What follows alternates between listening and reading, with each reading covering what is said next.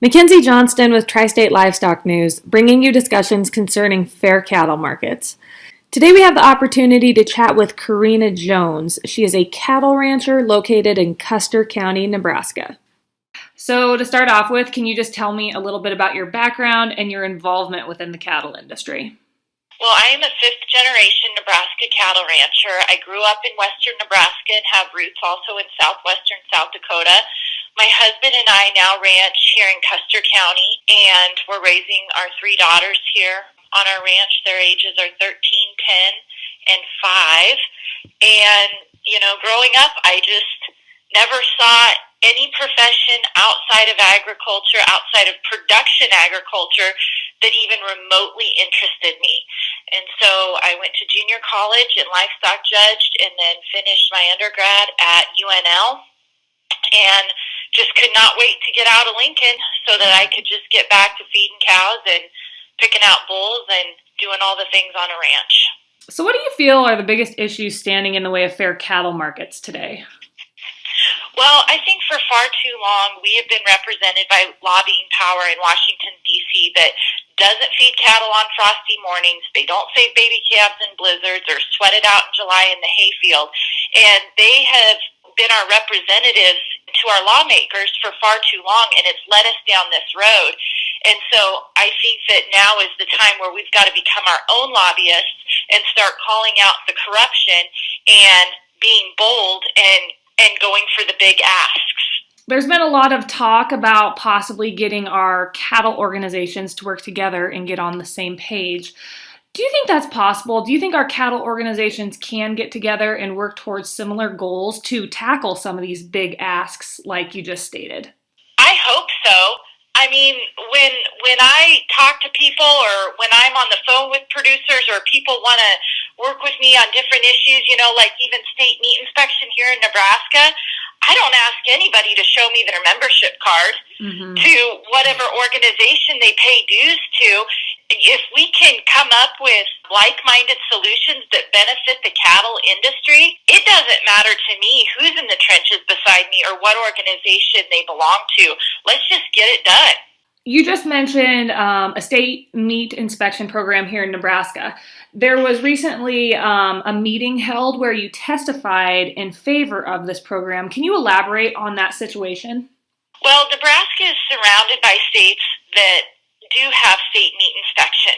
And so being the beef state, I think that we need to lead our producers, our small processors, and our consumers of this state as such. It is appalling to me that during COVID, we had grocery stores here in Nebraska with empty beef cases.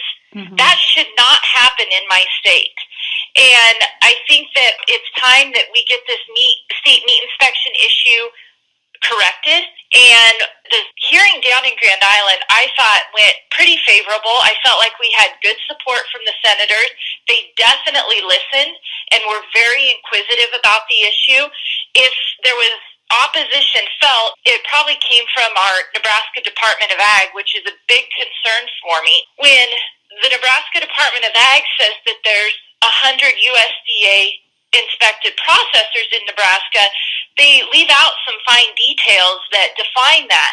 A lot of those processors are poultry-only processors. And then if you look at the map, once you take the poultry processors off in Nebraska, look at the map and look west of Grand Island, you only have about 5 USDA processors that are small processors with, say, less than 25 employees, where a producer out in the greater two-thirds of the state could work with that USDA processor to, say, build a branded beef program. That is not great enough representation for me. We need state meat inspection in this state to serve the greater two-thirds of the state because the concentration of USDA-inspected processors are east of Grand Island. As we both know, and as everyone else knows, we are lacking competition in our cattle markets, and there's been quite a few proposals brought forward to counteract this issue. What do you feel would create more competition within our cattle markets? Well, I am a champion of Senator Grassley's 5014 bill all the way. The Fisher bill, for me, defers too much power to the USDA. We have complaints on the daily in our industry about the USDA. I don't know why we would give them regulatory power to set the mandated cash levels by region. It is, I don't know, beyond my comprehension. The other problem that I have with the Fisher bill and deferring that power to the USDA is the USDA is not a lawmaking branch of government. They are a government agency, and so we need to hold our lawmakers accountable to doing their job. And that's what Grassley did. He set the bar with 50%, and I don't know why we would settle for anything less than 50%.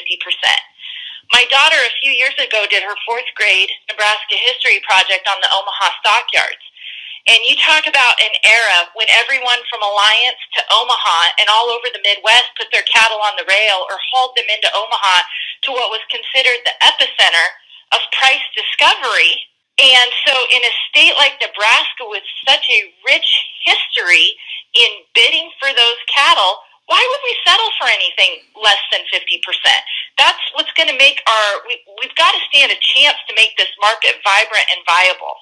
The USDA has proposed implementing RFID tags for traceability across the industry by 2023.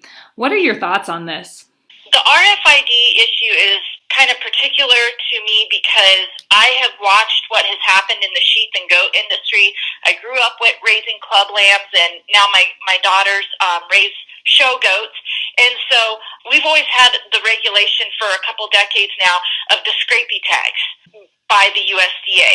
And I can tell you with 100% certainty on the sheep and goat side, that scrapie tag is not about traceability. What I have seen it do is the small producers don't buy the tags. So what it's done at our auction barns, it's turned them into tagging centers. And I believe that it's why we have fewer and fewer auction barns that have a sheep and goat sale. And it's going to do the same thing on the cattle side. It's going to turn our auction barns into tagging centers.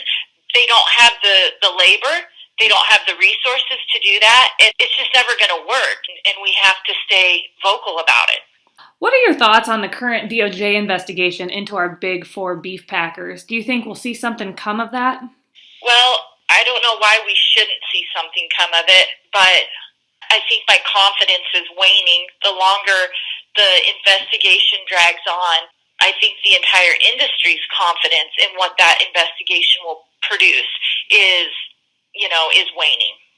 There's been a lot of talk around cattle and beef imports this year, and we have seen imports increase greatly and our exports have declined.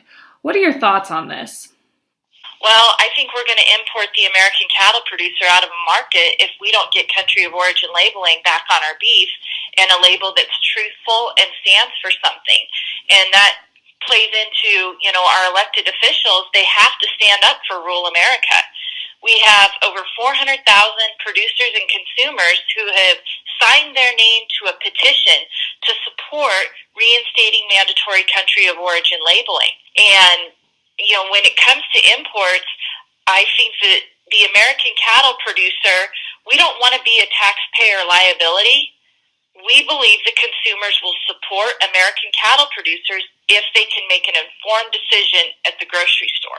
You've been an advocate for the beef checkoff referendum petition that is currently circulating. Can you expand on why that is vital to our industry?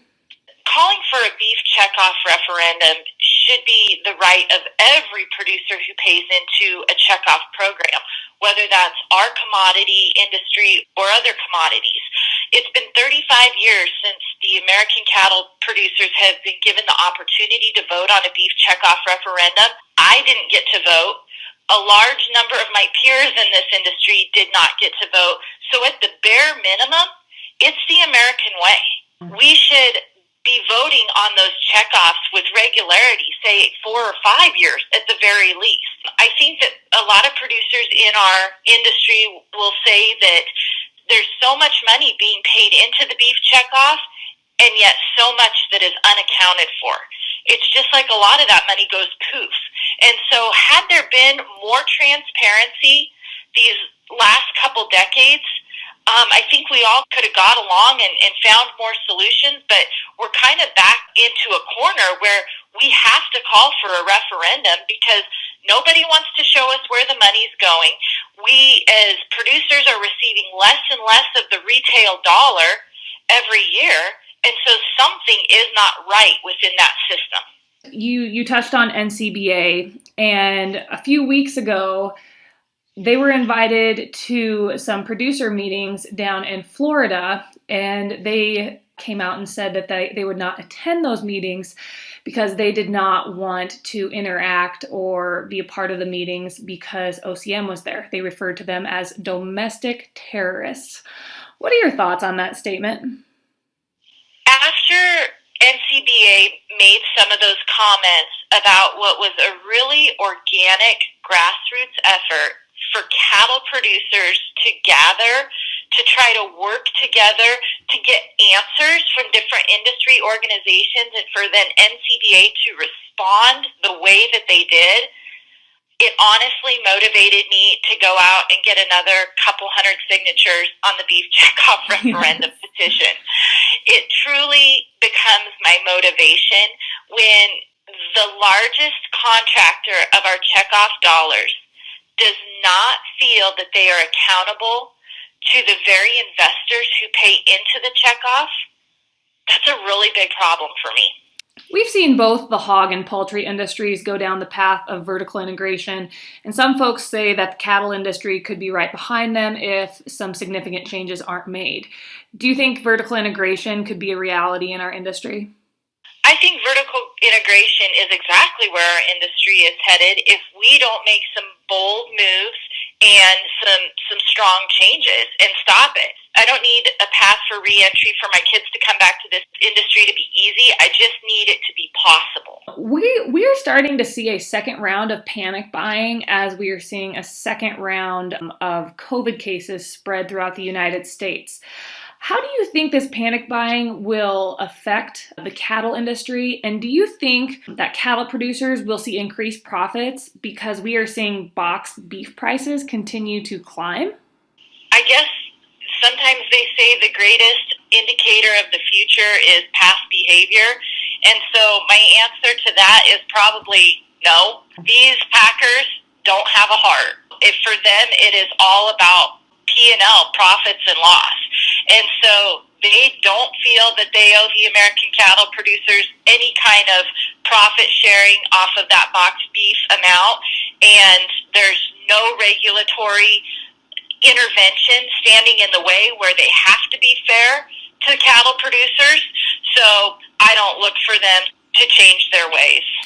It's pretty clear by now that Joe Biden will be taking the office of president come January 20th.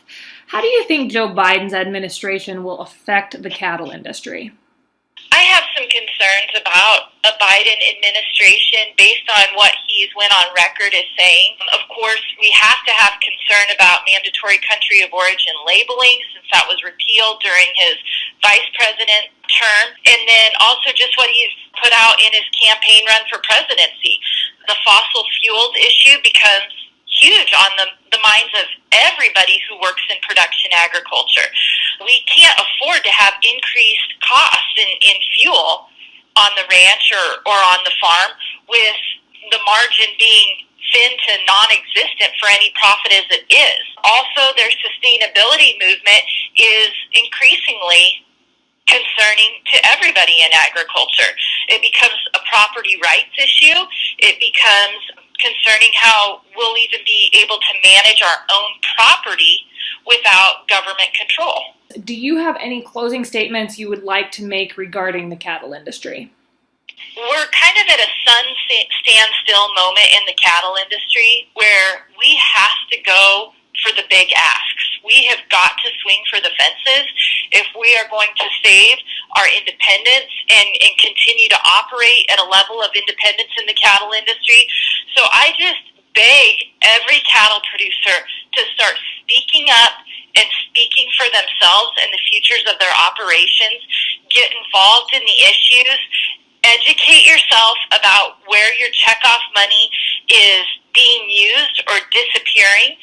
start questioning everything and become a part of the conversations, because we need everybody in the trenches fighting for the future of this industry.